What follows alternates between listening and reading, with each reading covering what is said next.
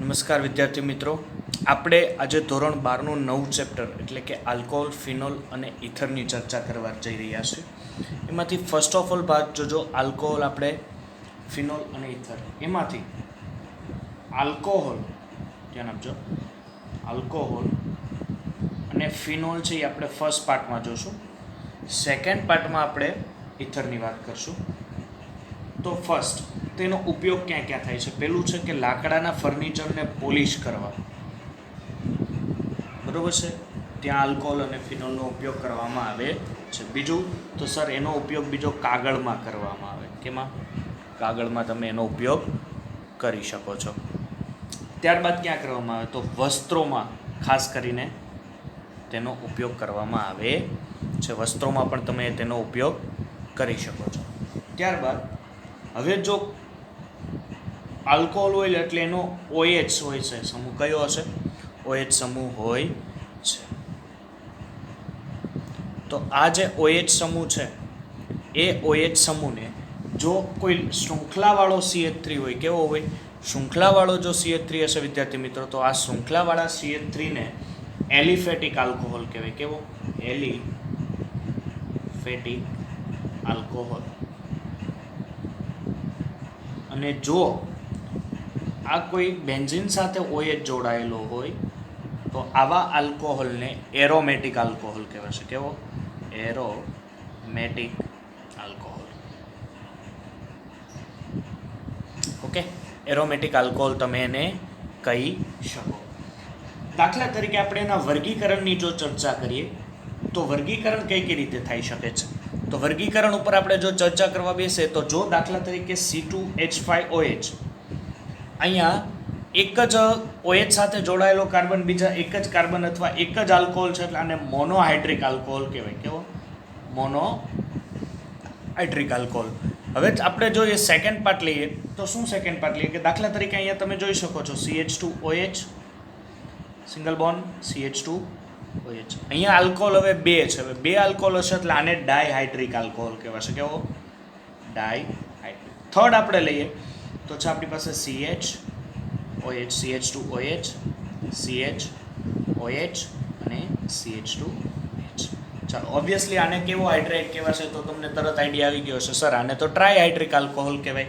તો અહીં હું લખી નાખું છું ભાઈ, ટ્રાયહાઇડ્રિક આલ્કોહોલ. ઓકે, ટ્રાયહાઇડ્રિક આલ્કોહોલ તમે આને કહી શકો છો. ત્યારબાદ આપણે જો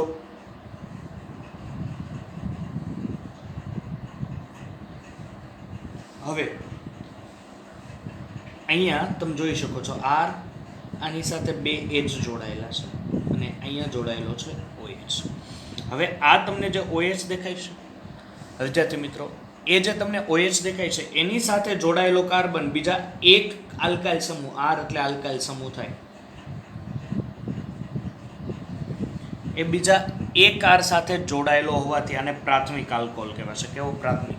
એટલે કોઈ પણ ક્રિયાશીલ સમૂહ સાથે જોડાયેલો કાર્બન બીજા એક જ કાર્બન સાથે જોડાયેલો હોય તો એને પ્રાથમિક આલ્કોહોલ કહેવાય છે, અથવા કોઈ પણ બીજો ક્રિયાશીલ હોય. હવે દાખલા તરીકે અહીં તમે જોઈ શકો છો R1CH, અહીંયા R2 અને અહીંયા શું જોડાયેલું છે?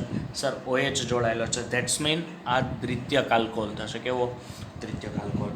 હવે હું અહીંયા લઉં R1C, R2 અને R3 અને અહીંયા OH જોડાયેલો છે. તો OH સાથે જોડાયેલો આ કાર્બન બીજા ત્રણ કાર્બન સાથે જોડાયેલો હોવાથી આને દ્વિતીયક આલ્કોહોલ કહી શકાય છે. ઓકે, ચાલો ફર્સ્ટ ઓફ ઓલ જોઈએ. હવે આવે છે એલાઇલિક આલ્કોહોલ. કેવો? Allylic alcohol. તો હવે એલાઇલિક આલ્કોહોલ એટલે શું થશે? ચલો, ઓબ્વિયસલી એક વસ્તુ અહીંયા ધ્યાન આપો, sp2, sp3 અને OH. આટલી વસ્તુ યાદ રાખી લો એટલે તમને લગભગ ખબર પડી જશે. શું છે કે sp2 સંકરણ છે, પછી sp3 છે અને પછી OH છે. તો અહીંયા એક વસ્તુ યાદ રાખો ને કે અહીંયા જે કાર્બન છે sp2માં હોવો જોઈએ, પછીનો sp3 ને એની સાથે જો OH જોડાયેલો હોય તો આવા આલ્કોહોલને એલાઇલિક આલ્કોહોલ કહેવાય. હું એક ઉદાહરણ આપું કે CH2 double bond CH single bond CH2OH. તો ચાલો, આ જે આ કાર્બન છે ક્યાંય દ્વિબંધ નથી, એનો મિનિંગ આ sp3 સંકરણમાં છે. અહીંયા આવો તો તો આ કાર્બન અહીંયા દ્વિબંધમાં છે, એનો મિનિંગ કે હાઇબ્રિડાઇઝેશન sp2 છે, તો sp2 sp3 અને અહીંયા જોડાયેલો છે OH, એનો મિનિંગ કે આ કેવો આલ્કોહોલ થયો, એલાઇલિક આલ્કોહોલ જો. પછી બરોબર છે, એ રીતે તમે જુદા જુદા ઉદાહરણો આપી શકો છો. હવે આવે છે બેન્ઝાઇલિક આલ્કોહોલ. તો બેન્ઝાઇલિક આલ્કોહોલ સર કંઈક જુદું પડે નહીં બેટા, એ પણ સેમ જ થશે. એમાં પણ શું આવશે, sp2 સંકરણ sp3 ને OH હોય એટલે એને બેન્ઝાઇલિક. ખાલી એક જે તમારો sp2 નો કાર્બન છે એ બેન્ઝીન સાથે નો હોવો જોઈએ. ચાલો, તો અહીંયા શું છે સર, આ CH2, તો આ CH2 sp3 હાઇબ્રિડાઇઝેશન. આ કાર્બન બેન્ઝીનનો છે ને બેન્ઝીનના બધા કાર્બન sp2 સંકરણ ધરાવે, તમને ખબર છે, ધોરણ 11માં તમે ભણી ગયા છો. એટલે sp2 sp3 અને પછી OH સાથે જોડાયેલો હોવાથી આ બેન્ઝાઇલિક આલ્કોહોલ છે એમ આપણે તમે કહી શકો છો. ઓકે, ચાલો હવે આલ્કોહોલની થોડીક સામાન્ય માહિતી પૂરી કરીએ. હવે આપણી પાસે આવે ફિનોલની માહિતી. તો ચાલો, ફિનોલની માહિતી શું કહે છે? તો ફિનોલ એટલે બેન્ઝીન ઉપર લાગેલા OH ને તમે ફિનોલ કહી શકો. બેન્ઝીન ઉપર જો OH લાગેલું હોય તો એનો ફિનોલ કહી શકો. અહીંયા કેટલા OH લાગ્યા છે? એક જ લાગ્યો છે. ધેટ મીન્સ આ મોનોહાઇડ્રિક આલ્કોહોલ છે. કેવો છે? મોનોહાઇડ્રિક આલ્કોહોલ છે. હવે OH ઉપર અહીંયા જો બે જગ્યાએ એક OH અહીંયા અને એક OH જો તમે અહીંયા લ્યો, ધેટ્સ મીન આ ડાયહાઇડ્રિક છે. કેવો છે? ડાયહાઇડ્રિક. થર્ડ પોઈન્ટ આપણે લઈએ. જો થર્ડ પોઈન્ટ અહીંયા 3 OH હોય, આ રીતના 3 OH આપી દે, ધેટ મીન્સ આ ટ્રાયહાઇડ્રિક. ઓબ્વિયસલી સાચું છે. કેવો થશે? ટ્રાયહાઇડ્રિક આલ્કોહોલ તમે એને કહી શકો છો. ક્લિયર છે? ત્યારબાદ આપણે ઇથરની પણ ચર્ચા કરી લઈએ. બરોબર છે? ઇથર એટલે શું થશે? ROR. આપણું ચેપ્ટર આ 3 સંયોજનો ઉપર જ છે, આલ્કોહોલ, ફિનોલ અને ઇથર. તો આપણે આલ્કોહોલ અને ફિનોલની ચર્ચા કરી. ઇથર એટલે ROR. જો ઓક્સિજનની બંને બાજુ કાર્બનની સંખ્યા સમાન હોય, જો કાર્બનની સંખ્યા સમાન હોય તો એવા ઇથરને સમમિતીય ઇથર કહેવાય. કેવો? તો ઉદાહરણ તો જોઈએ ભાઈ. તો ઉદાહરણ તો CH3O CH3. અહીંયા બંને બાજુ કાર્બનની સંખ્યા કેવી છે? સમાન છે. ધેટ્સ મીન એ સમમિતીય ઇથર કહેવાય. જો કાર્બનની સંખ્યા જુદી જુદી હોય, દાખલા તરીકે આ બાજુ CH3 CH2 છે, અહીંયા O CH3. હવે એક બાજુ ઓક્સિજનની એક બાજુ કાર્બન 2 છે ને એક બાજુ 1 છે, એક બાજુ 1 છે એક બાજુ 2 છે. ધેટ્સ મીન આ થશે અસમમિતીય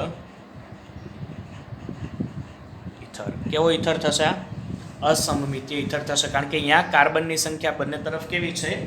અલગ અલગ છે. ઓકે, તો ચાલો આ સામાન્ય માહિતી આલ્કોહોલ, ફિનોલ અને ઇથરની છે. હવે આપણે એના IUPACની ચર્ચા કરીએ. ચાલો IUPAC વિશે થોડુંક જ્ઞાન મેળવીએ. એ પહેલાં IUPACની એક જે લિસ્ટિંગ છે કે IUPAC તમે યાદ કઈ રીતે રાખો, એના ઉપર એક યાદ રાખો કેમ બનાવવાનું. પહેલું વસ્તુ આવશે પ્રાથમિક પૂર્વક. શું આવશે? પ્રાથમિક પૂર્વક, જેમાં આવે વિસ્થાપિત સમૂહ. શું આવે? વિસ્થાપિત સમૂહ. અને વિસ્થાપિત સમૂહ તરીકે કોણ હોય? ફ્લોરિન હોય, કાં તો ક્લોરિન હોય, કાં તો બ્રોમિન હોય, કાં તો આયોડિન હોય, કાં તો નાઇટ્રો સમૂહ હોય, કાં તો આલ્કાઇલ સમૂહ હોય. બરોબર છે? આ કયા તરીકે વર્તી શકે છે? વિસ્થાપિત સમૂહ તરીકે. સેકન્ડ પોઈન્ટ દ્વિતીયક પૂર્વક આવે. હવે દ્વિતીયક પૂર્વક એટલે શું થશે? કદાચ જો એ તમને આપેલું સ્ટ્રક્ચર સાયક્લો હોય, એક ચક્રીય સ્ટ્રક્ચર હોય તો તમે સાયક્લો લગાવી શકો. પ્લસ કાર્બનની લાંબામાં લાંબી શૃંખલા. બરોબર છે? કાર્બનની લાંબામાં લાંબી શૃંખલા જોઈન્ટ કરી શકો. પછી પ્રત્યય લાગે, તો પ્રત્યય પહેલાં લાગશે દ્વિતીયક પ્રત્યય, અને આ દ્વિતીયક પ્રત્યય છે એ દ્વિતીયક પ્રત્યય હોય એન, ઇન અને આઇન. એન ક્યારે હોય? જો કાર્બન કાર્બન વચ્ચે સિંગલ બોન્ડ હોય તો એન, જો ડબલ બોન્ડ હોય તો ઇન, અને જો ટ્રિપલ બોન્ડ હોય તો આઇન તરીકે તમે એને ઓળખી શકો છો. પ્લસ બીજું શું કરી શકો છો કે સર અમે પ્લસ બીજું કરી શકીએ છીએ કે દાખલા તરીકે હવે આવે પ્રાથમિક પ્રત્યય. શું આવશે? પ્રાથમિક પ્રત્યય. હવે પ્રાથમિક પ્રત્યય એટલે શું સર? માથાકૂટે. પ્રાથમિક પ્રત્યય એટલે શું થશે? ક્રિયાશીલ સમૂહ. શું આવશે? ક્રિયાશીલ સમૂહ. ક્રિયાશીલ સમૂહનો તમારે પ્રત્યય લગાવવાનો. દાખલા તરીકે કાર્બોક્સિલિક એસિડ હોય તો ઓઇક પ્રત્યય લાગે, આલ્ડિહાઇડ હશે તો આલ પ્રત્યય લાગશે, આલ્કોહોલ હોય તો ઓલ પ્રત્યય લાગે, ઇથર હોય તો ઓક્સી લાગે, ફિનોલ હોય તો પછી એનું તો IUPAC આપણે નથી જોયું. ચાલો, ફર્સ્ટ ઓફ ઓલ હું તમને આપું છું પ્રક્રિયા, તમે જાતે કરી શકો છો.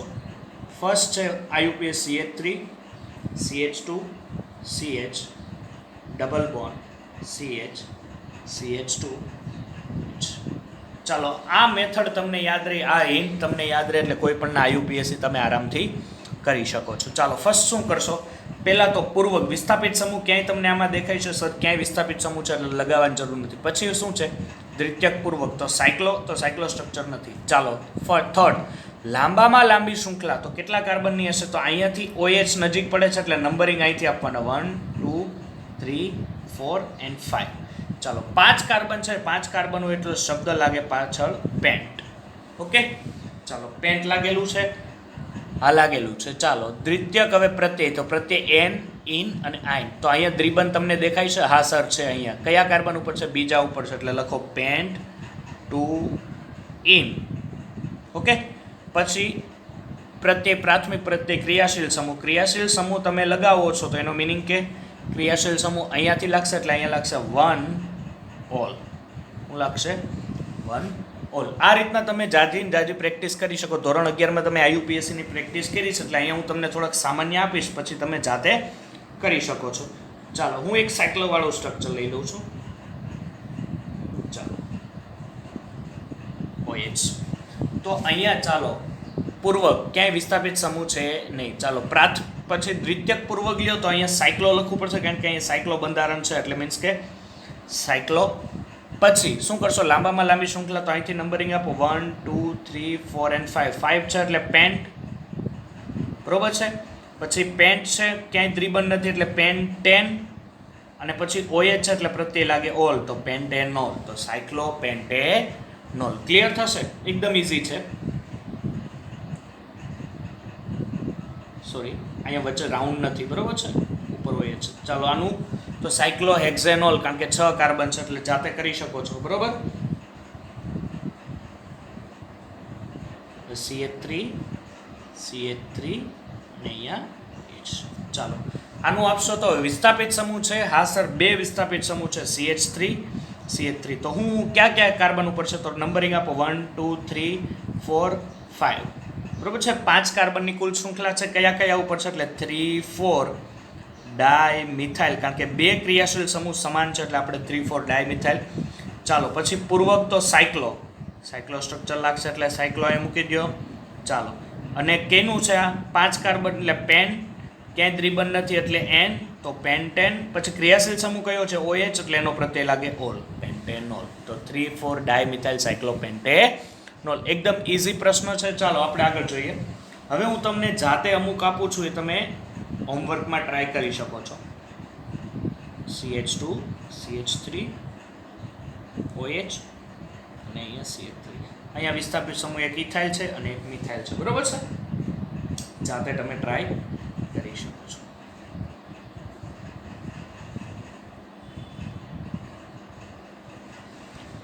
ઓકે, ચાલો વિદ્યાર્થી મિત્રો, હવે આ તો આલ્કોહોલનું સામાન્ય નામ, પણ અમુક ફિનોલના પણ છે. તો ફિનોલ માટે અહીંયા ધ્યાન આપજો. અહીંયા હું ફિનોલ માટે પણ અહીંયા જાણ કરી દઉં છું કે અહીંયા બેન્ઝીન છે, એના ઉપર જો OH અને આ રીતના OH હોય, ઓર્થો ઉપર હોય, એના એક પેરા ઉપર, તો આને કેટેકોલ કહેવાશે. શું કહેવાશે? કેટેકોલ. અથવા બીજું નામ એનું થશે બેન્ઝીન 1,2 ડાયોલ. સેકન્ડ છે જો ફિનોલ જ છે, જો એના ઉપર એક OH અહીંયા હશે અને એક OH મેટા સ્થાન ઉપર હોય તો આને કહેવાશે રિસોર્સિનોલ. ઓકે, સામાન્ય નામ યાદ રાખવા જરૂરી છે. જો બેન્ઝીન ઉપર હોય OH અને બે જો સામસામેની દિશામાં OH હોય તો ધેટ મીન્સ એને કહેવાશે ક્વિનોલ. શું કહેવાશે? ક્વિનોલ. ઓકે, એટલે આરામથી તમે આનું નામકરણ કરી શકો છો. દાખલા તરીકે હું તમને એક હિન્ટ આપું અથવા એક તમને આપું તો અહીંયા થશે OH, અહીંયા CH3, ધેટ મીન્સ અહીંયા ક્લોરીન. ચાલો નંબરિંગ આપશો એટલે 1 2 3 4 5 and 6. 6 કાર્બનની શૃંખલા છે. ચાલો 5 ઉપર શું છે સર? 5 ઉપર ક્લોરીન છે તો 5 ક્લોરો. ચાલો બીજા ઉપર શું છે? મિથાઇલ છે એટલે 2 મિથાઇલ.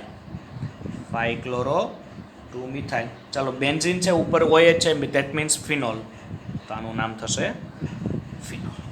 ઓકે, તો સિમ્પલ IUPAC હતા, બહુ હાર્ડ કોઈ IUPAC છે નહીં. ચાલો હવે આપણી પાસે છે ઇથર સંયોજન છે જે આપણી પાસે શું છે ઇથર, એનું સામાન્ય નામ અને આઈયુપીએસી. હવે અહીંયા તમે સામાન્ય નામ ને આઈયુપીએસી ની વાત કરો તો CH3O CH3. પહેલી વસ્તુ કે આ કેવો ઇથર છે, સમમિતીય ઇથર છે કે અસમમિતીય ઇથર છે? તો ઓબ્વિયસલી તમે જોઈને કહી શકો સર આ તો સમમિતીય ઇથર છે, કારણ કે ઓક્સિજનની બંને તરફ કાર્બનની સંખ્યા કેવી છે, સમાન છે. પહેલા આનું જો હું સામાન્ય નામ આપું છું, અહીંયા કેટલા મિથાઇલ વર્ગ છે ઓક્સિજન સાથે? સર 2 મિથાઇલ છે. ધેટ મીન્સ આ થશે ડાયમિથાઇલ ઇથર. આનું સામાન્ય નામ છે. કેવું છે? સામાન્ય નામ. હવે આઈયુપીએસી નામ માટે એક શરત યાદ રાખજો કે આને જો ઇથર હોય એટલે પ્રત્યય ઓક્સી લાગે. કયો લાગે? ઓક્સી પ્રત્યય લાગશે. ઇથર હશે એટલે ઓક્સી પ્રત્યય લાગે. હવે પહેલો પોઈન્ટ શું કરશો? ઇથર હશે એટલે ઓક્સી પ્રત્યય લાગશે કે ઓક્સી કોને આપવાનો આ બેમાંથી? તો જે બાજુ ઓછા કાર્બન હોય ને એને તમારે ઓક્સી આપવાનો. ધેટ મીન્સ સર ખબર ન પડી કાંઈ તો હું તમને એક હિન્ટ આપું. દાખલા તરીકે અહીંયા છે હવે બે બાજુ મિથાઇલ છે એટલે ગમે એને ઓક્સી પ્રત્યય આપો તો આનું નામ થશે મિથોક્સી મિથેન. શું નામ થશે? Methoxy methane. એનું સામાન્ય નામ થશે, સોરી આઈયુપીએસી નામ થશે. સેકન્ડ પોઈન્ટ જોઈએ CH3O CH2 CH2 અને CH3. ચાલો હવે ઓક્સિજન આ કેવો ઇથર છે? સર આ અસમિતીય ઇથર. કેમ? આ બાજુ કાર્બનની સંખ્યા 3 છે જ્યારે આ બાજુ કાર્બનની સંખ્યા ફક્ત 1 જ છે. એટલે ઓક્સી પ્રત્યય કોને આપવાનો? તો સર જે બાજુ ઓછા કાર્બન એટલે ઓક્સી આને લાગશે. તે બાજુ કેટલા કાર્બન છે? 1 જ છે. ધેટ મીન્સ એનું નામ થશે મિથોક્સી. પછી આ બાજુ 3 કાર્બન છે એટલે mean propane. Okay, methoxy propane. ચાલો એક ઉદાહરણ આપું. CH3O બેન્ઝીન છે. આ બાજુ બેન્ઝીન છે મીન્સ 6 કાર્બન, આ બાજુ 1 છે એટલે આનું નામ થશે મિથોક્સી બેન્ઝીન. અને આપણે આને હુલામણા નામ તરીકે રાખી શકીએ એનિસોલ. તમને બધાને બોલાવે છે ને નાના હતા ત્યારે હુલામણા નામથી, એવી રીતના આને પણ આપણે બોલાવવું પડશે. ધેટ મીન્સ એનું નામ થશે મિથોક્સી બેન્ઝીન, જેને એનિસોલ પણ કહેવાય છે. ચાલો એના જેવું તમને હું આપું છું બીજું, આ જાતે કરી શકો છો. હોમવર્ક કરો કે ગમે એ ગણો. ઓકે, ચાલો એક હજી આપું છું, એ પણ હું કરાવું છું કે CH2 છે અને અહીંયા આપેલું છે CH2 અને O. ચાલો અહીંયાથી 1 2 3. હવે સર આમાં તો તમે દુવિધામાં નાખી દીધા, આનું શું કરવું? તો ઓબ્વિયસલી થઈ જશે ને. જુઓ પહેલા કાર્બન ઉપર શું છે? ક્લોરો, કારણ કે ક્લોરીને વિસ્થાપિત સમૂહ તરીકે વર્તે છે એટલે આપણે આ જ મેથડ ચાલવાની છે. એટલે 1 ક્લોરો. ચાલો સાયક્લો સ્ટ્રક્ચર તો છે નહીં. હવે અહીંયા એક જોવા જેવી બાબત એ છે કે બીજા અને ત્રીજા કાર્બન ઉપર ઓક્સિજન જોડાયેલો છે, બરોબર? એટલે બે બાજુ ઓક્સિજનની બે બાજુ R તો છે, પણ કયા કયા કાર્બન છે? તો સર બીજા અને ત્રીજા ઉપર. કુલ કેટલા કાર્બન છે? 3. અને ઓક્સિજન 2 સાથે જોડાયેલા છે એટલે આપણે 2 ને આપવો પડે. એટલે આનું નામ થાય ઓક્સી ઇથોક્સીને લાગશે અને 3 કાર્બન એટલે પ્રોપેન. ફિનિશ. ક્લિયર છે? એકદમ ઇઝી પ્રશ્ન આઈયુપીએસી છે, બરોબર? ચાલો હવે આપણે ચેપ્ટરમાં આગળ વધીએ. ચાલો હવે જે એના બંધારણ છે એના વિશે થોડીક ચર્ચાઓ ઉપર ધ્યાન આપીએ, દોરીએ. તો સામાન્ય બંધારણો છે, ક્રિયાશીલ સમૂહના બંધારણો છે. એમાંથી આપણે અત્યારે આલ્કોહોલની વાત કરી, બરોબર છે? તો આલ્કોહોલ છે એટલે CH3 લીધો છે મેં અત્યારે, તો અહીંયા 3 H મૂકી દઈએ, એની સાથે એક ઓક્સિજન અને એની સાથે હાઇડ્રોજન. સિમ્પલ વસ્તુ છે. ચાલો શું કરશો કે અહીંયા જે બંધારણ સામાન્ય આનો જે બંધકોણ છે એ છે 108 ડિગ્રી અને 9 મિનિટ અથવા 108.9 ડિગ્રીનો છે. કાર્બન અને ઓક્સિજન વચ્ચેની બંધ લંબાઈ છે 142 પાઇકોમીટર છે. કેટલી છે? 142 પાઇકોમીટર છે. આની જે બંધ લંબાઈ છે એ 96 પાઇકોમીટર છે. કેટલી છે? 96 પાઇકોમીટર. અહીંયા આ કાર્બન છે sp3 હાઇબ્રિડાઇઝેશનમાં જોવા મળે છે. સામાન્ય ઇલેક્ટ્રોનીય બંધારણ એ પ્રમાણે સામાન્ય ઇલેક્ટ્રોન બંધારણ આપણે ફિનોલનું લઈએ. ફિનોલનું બંધારણ શું કહે છે? ફિનોલ એટલે બેન્ઝીન ઉપર શું હશે? OH. આ બેન્ઝીન ઉપરનું OH વાળું બંધારણ. ચલો આ જે બોન્ડ કોણ છે એનો છે 120 ડિગ્રી છે. આ જે આ બંધકણ દેખાય તમને 120 ડિગ્રી છે. આ આપણને ખબર છે બેન્ઝીન પરનો જે કાર્બન છે એ ઓલવેઝ sp2 સંકરણમાં હશે. આ જે બંધકોણ છે એ મોટો લાગે છે અને એ છે 109 ડિગ્રી અને અને આનું જે હાઇબ્રિડાઇઝેશન છે ઓક્સિજનનું sp3 સંકરણ, આ બેન્ઝીનમાંનો કાર્બન અને ઓક્સિજન વચ્ચેની જે બંધ લંબાઈ છે એ છે 136 પાઇકોમીટર છે. કેટલી છે? 136 પાઇકોમીટર છે. સાથે સાથે આપણે ઈથરનું પણ બંધારણ જોઈ લઈએ છીએ, બરોબર છે, કારણ કે ઈથર લાસ્ટમાં ચેપ્ટરના લાસ્ટમાં છે ઈથર, પણ આપણે જોઈ લઈએ. ઈથર એટલે શું થાય કે ઓક્સિજનની બંને બાજુ કાર્બનની સંખ્યા. હવે આ કાર્બનની સંખ્યા સમાન પણ હોઈ શકે છે અને જુદી જુદી પણ હોઈ શકે છે. ઓકે, ચાલો. આનો બંધ કોણ છે 111.17 ડિગ્રી છે. આ ઓક્સિજનનું હાઇબ્રિડાઇઝેશન, કારણ કે અહીંયા 2 અયુગ્મિત ઇલેક્ટ્રોન છે, અયુગ્મિત ઇલેક્ટ્રોનની જોડ છે એટલે sp3 સંકરણ. આ કાર્બન અને ઓક્સિજન વચ્ચે 141 પાઇકોમીટરની બંધ લંબાઈ જોવા મળશે, એટલે સામાન્ય આના ઇલેક્ટ્રોનીય બંધારણ છે. હવે આપણે જોવાનું છે આલ્કોહોલની બનાવટ. શું જોવાનું છે વિદ્યાર્થી મિત્રો? આલ્કોહોલની બનાવટ. હવે ખરેખર ચેપ્ટર ચાલુ થયું, બરોબર છે. આલ્કોહોલની બનાવટ તમે કેમ કરશો?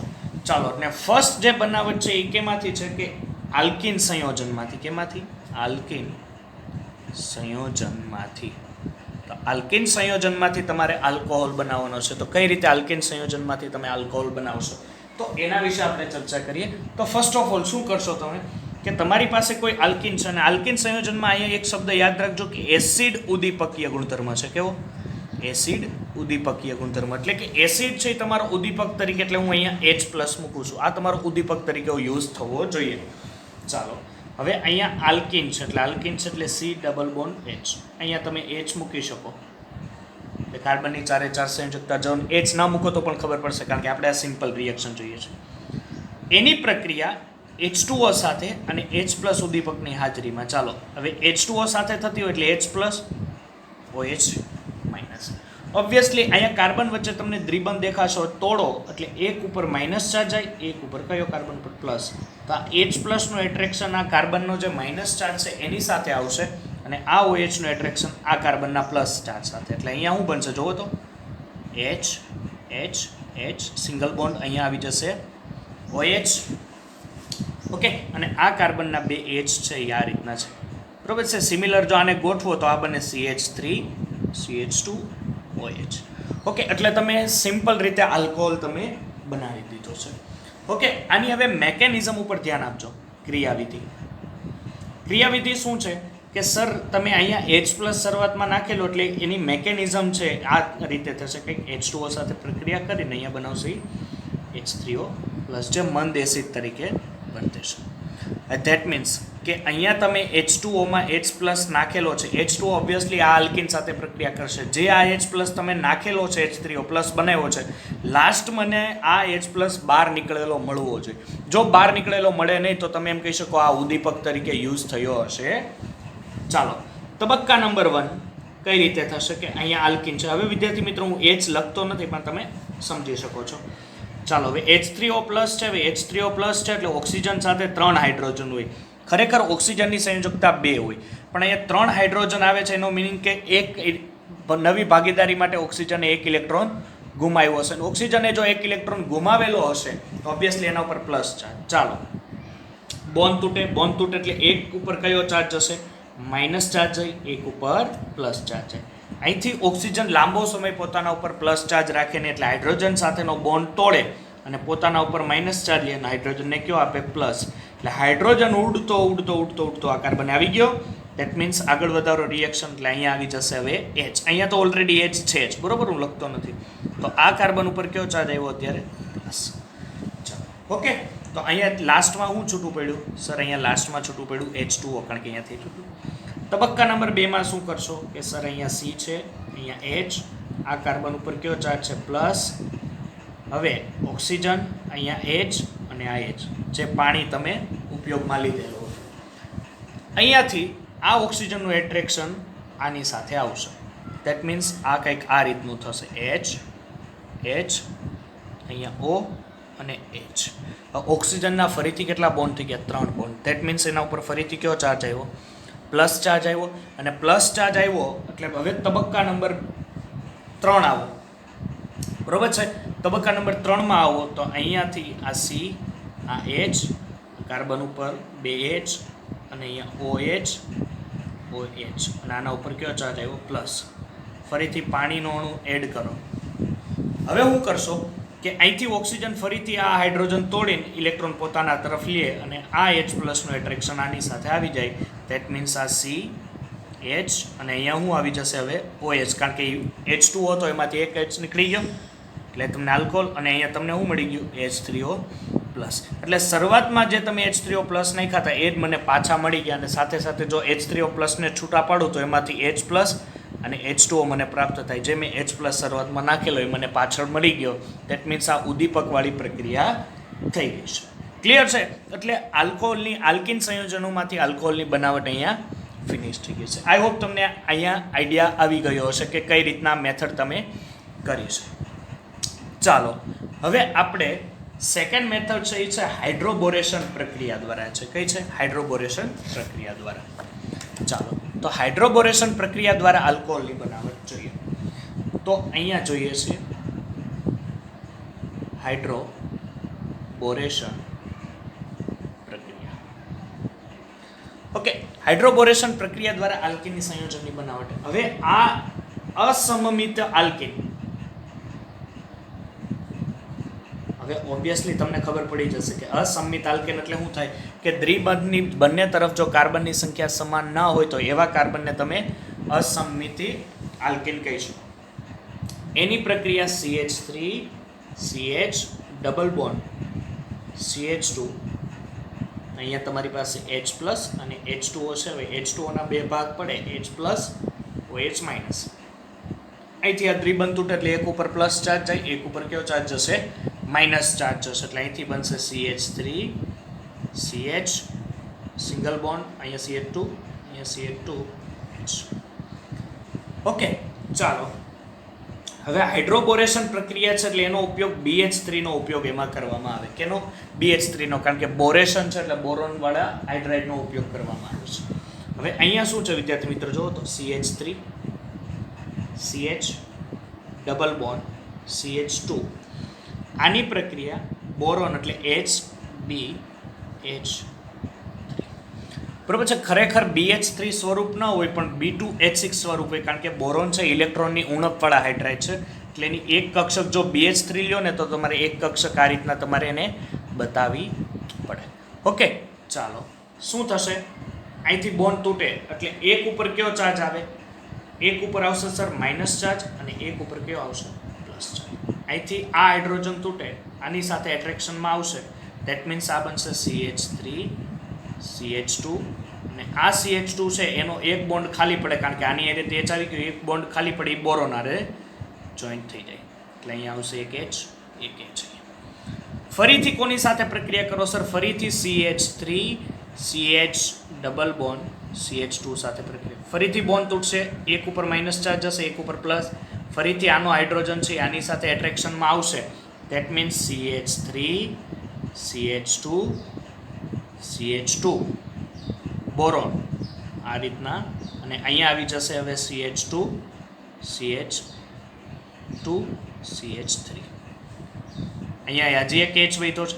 ફરીથી એવા સંયોજન સાથે પ્રક્રિયા કરો, CH3 CH double bond CH2.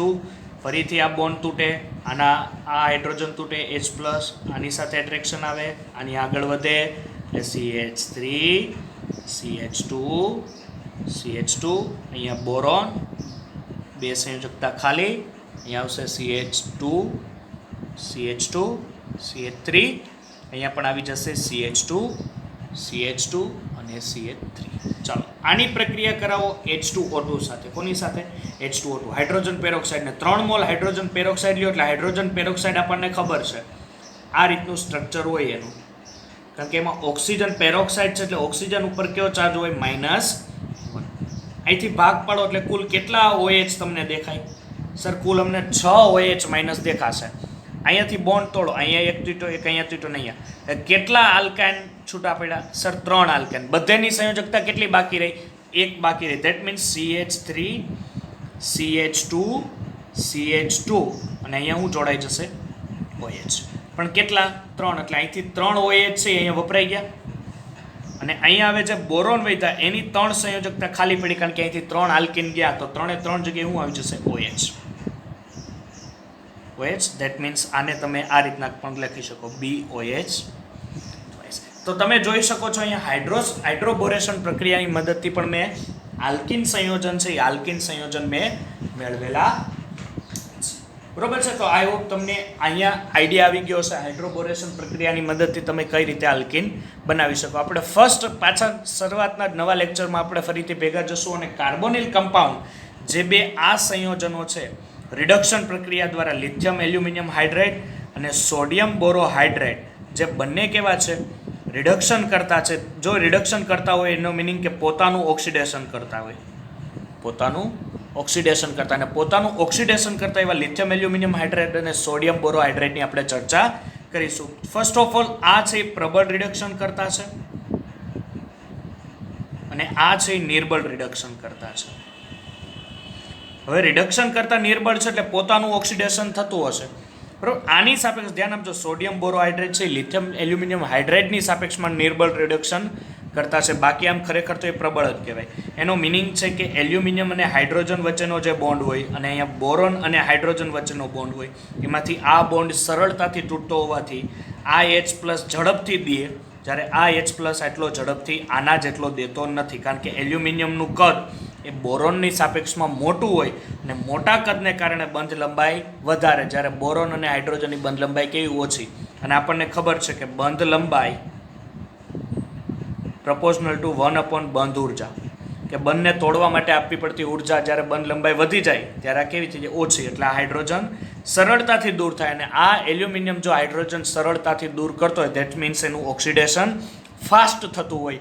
અને જો એનું ઓક્સિડેશન ફાસ્ટ થતું હોય એનો મિનિંગ કે રિડક્શન કરતાં કેવો હોય પ્રબળ રિડક્શન. એટલે લિથિયમ એલ્યુમિનિયમ હાઇડ્રેટ એ સોડિયમ બોરોહાઇડ્રેટની સાપેક્ષમાં કેવો છે પ્રબળ રિડક્શન કરતા છે. તો આપણે આ પ્રબળ રિડક્શન કરતાનો ઉપયોગ આવતા લેક્ચરમાં કાર્બોનિલ સંયોજન કમ્પાઉન્ડમાંથી આલ્કોહોલ બનાવવામાં આનો ઉપયોગ કરી શકો. ત્યાં સુધી જય હિન્દ, જય ભારત.